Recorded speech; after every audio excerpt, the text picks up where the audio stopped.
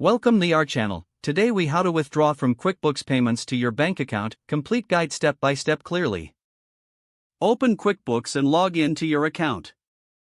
Navigate to the Sales tab on the left side of the dashboard. Select Payments from the drop-down menu.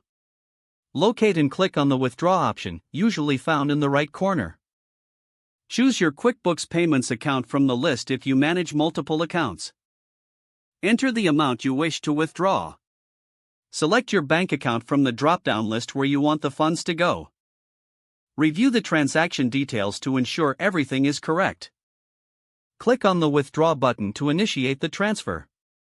Wait for a confirmation message indicating that your withdrawal request has been received. Check your email for a withdrawal confirmation and estimated processing time. Monitor your bank account over the next few business days for the deposited funds. If you encounter any issues, return to QuickBooks and click on Help for assistance.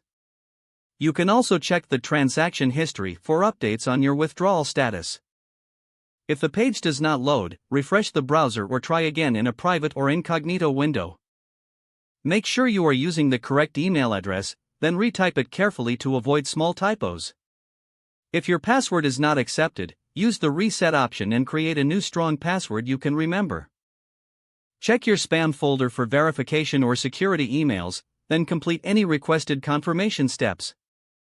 Enable two-factor authentication if available to them. After signing in, review your profile details so your contact information and settings are accurate and current. If you see an error message, note it down and try again after restarting your device and internet connection. Log out when you finish, especially on shared devices, to keep your account and payment information secure. If the page does not load, refresh the browser or try again in a private or incognito window. Make sure you are using the correct email address, then retype it carefully to avoid small typos. If your password is not accepted, use the Reset option and create a new strong password you can remember. Check your spam folder for verification or security emails, then complete any requested confirmation steps.